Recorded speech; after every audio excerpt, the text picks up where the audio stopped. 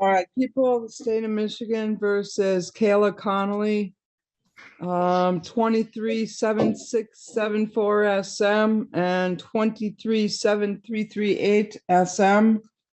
Ms. Connolly appears via Zoom from the Dickinson County Jail. Counsel at first appearance is Andrea Mashik-Wassila. The prosecution does not appear of their own choosing.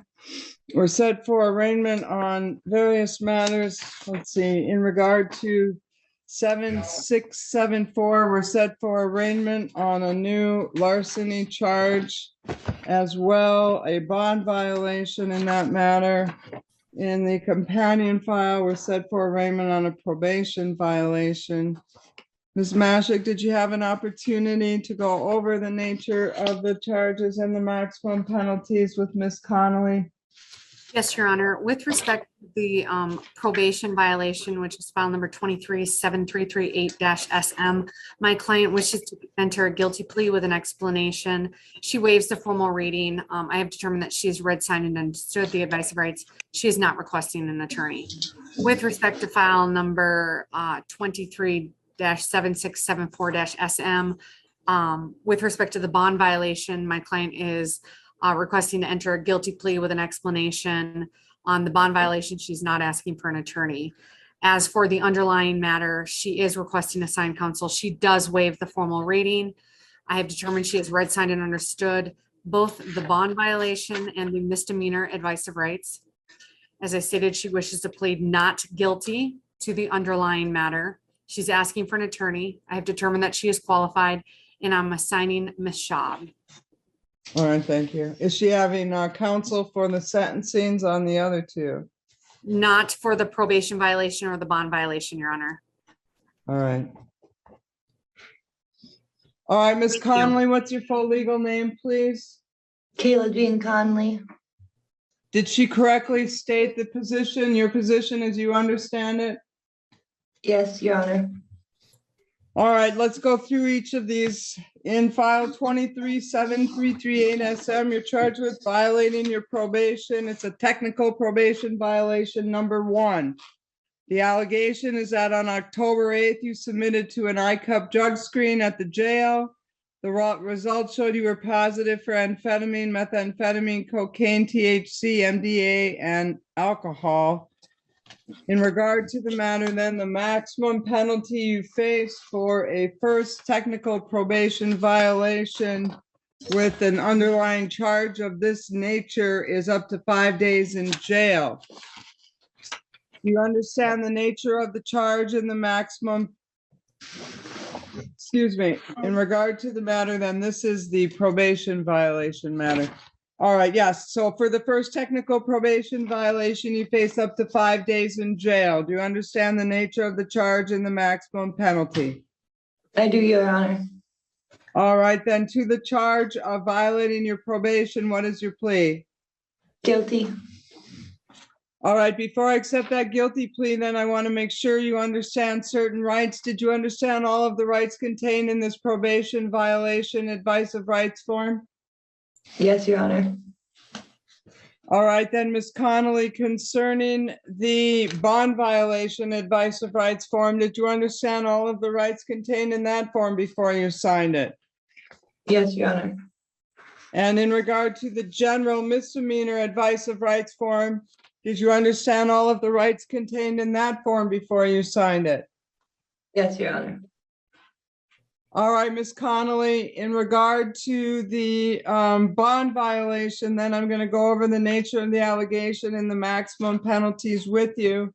It alleges you failed to comply with the order of release dated October 6th of 2023 by testing positive for amphetamines, methamphetamine, cocaine, THC, MDMA, and alcohol. The maximum penalty you face on conviction for a bond violation is up to 93 days in jail and/or up to a $7,500 fine. Do you understand the nature of the charge and the maximum penalty then? Yes, Your Honor. In respect to the bond violation, then, what is your plea? Guilty. All right, then, I'm going to read as well, and on the underlying charge, then, is she waiving the formal reading, or shall I read it aloud? She's waiving, Your Honor. All right, in regard to the underlying charge of the larceny for 200 or more, but less than $1,000, I'm going to enter a not guilty plea on your behalf. Michigan Indigent Defense Counsel has assigned Ms. Schaub as your counsel. We will set the matter for a trial date as well as a pretrial by mail. Jury trial, January 12th, 2024 at 9 a.m. And a pretrial by mail will issue our standard pretrial order today for counsel as well as the prosecutor's office for the events that need to transpire before that January trial date. In regard to the issue of, okay, then the bond violation as well as the probation violation. Ms. Connolly, do you understand you're entitled to have open court hearings concerning each of those allegations? Yes, Your Honor. And do you understand the nature of each allegation and the maximum penalties? Yes, Your Honor. Do you understand, Ms. Connolly, that you have the right to exercise each of the hearing rights that are listed in both the probation violation advice of rights form as well as the bond violation advice of rights form? Yes, Your Honor. All right, to the allegation that you violated your probation by testing positive on October 8th to those various substances we've talked about, what is your plea? Guilty. And to the allegation that you violated your bond in the companion case by testing positive for those various same allegations, what is your plea? Guilty. All right, before I accept your guilty pleas, then I want to make sure you understand the rights you're giving up. Do you understand then you give up the right to exercise each of the hearing rights that are listed in each the bond violation as well as the probation violation advice of rights form? Yes, Your Honor. And do you understand the court is free to impose any sentence that the court feels is appropriate up to the maximum provided by law? Yes, Your Honor. Ms. Connolly, understanding that and the other things I've gone on over with you here, does it remain your intention to plead guilty? Yes, Your Honor. Has anybody promised you anything in order to get you to plead guilty? No, Your Honor. Has anybody forced you or coerced you in any way to get you to plead guilty? No. Anybody tell you the courts would be more lenient with you if you pled guilty? No, Your Honor. Are you pleading guilty freely, voluntarily, and understandingly? Yes, Your Honor. All right, for the record, I will take judicial notice of the order of sentence in 237338 SM dated October 5th of 2023.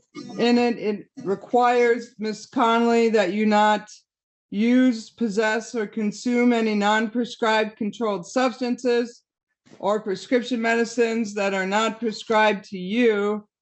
Moreover, recreational marijuana use and possession were prohibited, as well as alcohol use and possession. Do you agree with me that your order of sentence required those terms? Yes, Your Honor.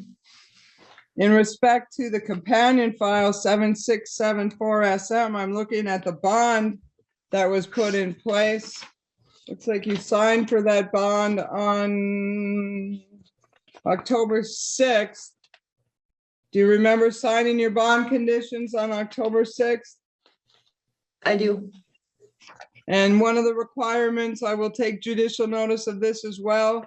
You were not to purchase, possess, or consume alcohol or non-prescribed controlled substances. You were subject to random PBTs and drug screens, etc. Do you remember that condition of your release? I do, Your Honor. All right, then, concerning the matter.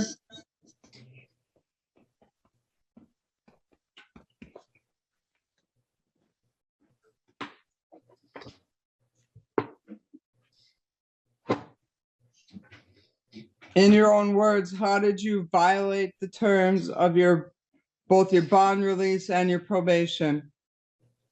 I had used those substances, even though I knew I wasn't supposed to. Did you have a Honor. prescription? Did you have a prescription for amphetamines or methamphetamine or cocaine? No, Your Honor. Do you have a medical marijuana card for the THC No, Your Honor. and no prescription for the MDMA? No, Your Honor. And you were drinking or you had some alcohol as well, is that right? Correct. All right, then. Were you saying something? Did I hear you say, Your Honor? Yes, I did, Your Honor. Just for clarification purposes, for the technical probation violation, it's my understanding that the marijuana was consumed after she was on probation. With respect to the other substances, amphetamines, methamphetamines, cocaine, THC, that would fall under the bond violation. She did also indicate that, I know the screen came up positive for alcohol, but she indicated she took a PBT at the jail and that was zeros. So I'm not sure, no matter what, I still think it's clear that she has met, that the burden has been met, but I just wanted for clarification purposes, because it was such a close, she was placed on bond on October 5th, or probation, I mean. Yes, on probation, October 5th, so. And bond on October 6th, right. But did you tell me you used alcohol, Ms. Connolly? Yes, I had a few sips of wine that night. All right. All right, then I think that the factual elements for both the bond violation as well as the probation violation have been met by Ms. Connolly. Are you satisfied, Ms. Mashik? Yes, Your Honor. Are you aware of any promises, threats, or inducements in order to get Ms. Connolly to plead guilty that have not been placed on the record at this time, Ms. Mashik? No, Your Honor. And do you believe the court has complied with the taking of pleas under MCR 6.610, Ms. Mashik? Yes, Your Honor. All right, then for the record, I am going to find that Ms. Connolly has made out the elements of both the bond violation as well as the probation violation. I'm going to accept her guilty pleas. We're going to set those matters for sentencing and a resentencing on the probation violation. Are you asking for a lawyer on either the sentencing for the bond violation or a resentencing for the probation violation, Ms. Connolly? I don't know. Yeah, I guess I don't know. I don't know what those mean. Well, do you want a lawyer to represent you at your sentencing hearing? Yes, please. Ms. Mashik? And that's fine, Your Honor. We would ask that it be placed on Ms. Schaub's calendar date. All right. November 9th at 9 a.m. November 9th at 9 a.m. for sentencing. And in regard to the resentencing and the sentencing will both be at the same time. In regard to bond, now bond on the underlying, as I understand it, has been posted for the new charge on the new charge of the larceny. However, she's being held on the bond violation and the probation violation. Did you want to address bond? Yes, please, Your Honor. Go ahead.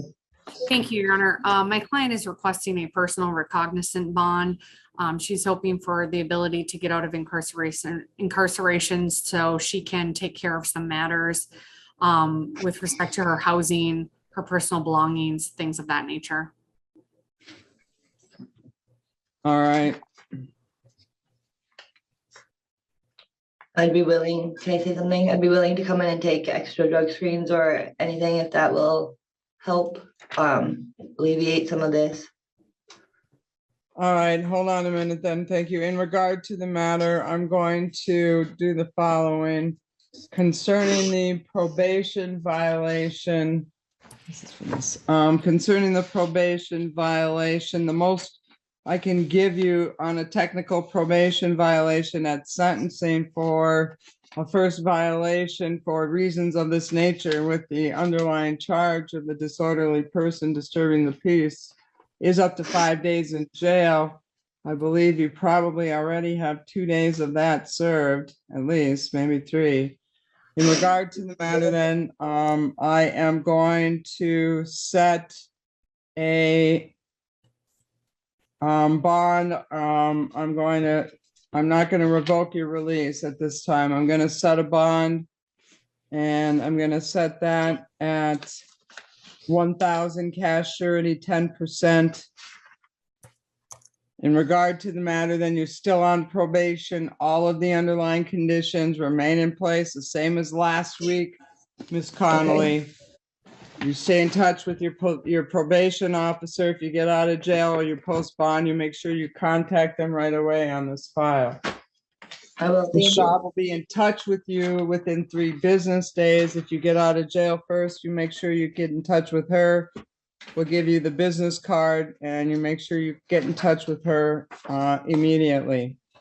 Will do. Like I Thank you. said, on the new case, then in regard to the bond violation hearing that's set for November 9th, was that right, November 9th? The sentencing, yes. With the sentencing, I'm going to set likewise a $1,000 cash surety, 10% bond on that. You've already posted on the underlying. I want to go over those bond conditions, however, with you to make sure you understand them. Did you read your bond conditions the other night? I did, Your Honor. All right. So your general conditions are listed at number 5. They start at the bottom of page 1.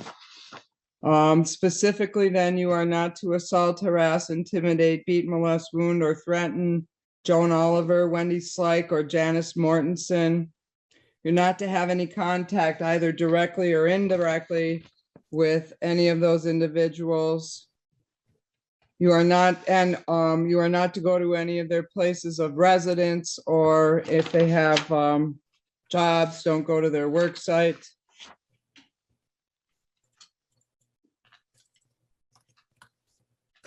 So do you know if my money rolls over? You're not to go into the property of the Quinnipiac Cemetery. You're not to engage in any assaultive, threatening, harassing, or intimidating behavior towards any person while you're out on bond. Effective immediately, whether you're incarcerated or out on bond, you are not to have any contact directly or indirectly with Joan Oliver, Wendy Slyke, Joan Martinson. That through any means, personally, in writing, use of a third party, telephone, text message, instant message, email, social media websites, webcam, or internet use. You are not to purchase, possess, or consume alcohol or non-prescribed controlled substances. You must submit to random PBTs and drug screens. You're not to enter into businesses that sell alcohol for use inside, such as a bar. Marijuana, recreational marijuana use and possession are prohibited until further order of the court. If you relocate for any reason, you must provide the court with an updated address and phone number within 7 days of any change. Do you understand those conditions? I do, Your Honor. In respect to the matter then as well, I guess one of the things that just came to mind, did you have a prescription? I asked you, you didn't have a prescription for any of the other medicine or any of the other controlled substances that were found in your system that were the substance of the bond violation and the probation violation, did you? No, Your Honor. All right. Concerning the matter then, do you understand your bond conditions? Yes, Your Honor. If you violate a condition of your release, you're subject to arrest without a warrant. You could have your bail forfeited or revoked and new conditions of release imposed. In addition to other penalties prescribed by law, you could find yourself in contempt of court for violating those bond conditions. Do you understand that? I do, Your Honor. All right, then. So basically, it's going to take you $200 in cash to get out, Ms. Connolly. I'm understanding you posted the underlying bond of $1,000 on the theft charge. Make sure you get in touch with Ms. Schaub if you do post, Sure. otherwise. How that works with the extra $700? Okay. In regard to the matter, then, do you have any questions? No, Your Honor. Miss Mashik, anything else? I think she does have a question. So she indicated that when she posted bond on the underlying matter, that they paid an extra $750.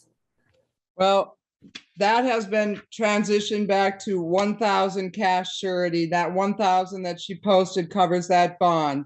These two additional $100 bonds will be, or $1,000 cash surety, 10% bonds would be in addition to that 1,000 that they posted, or she Okay. posted.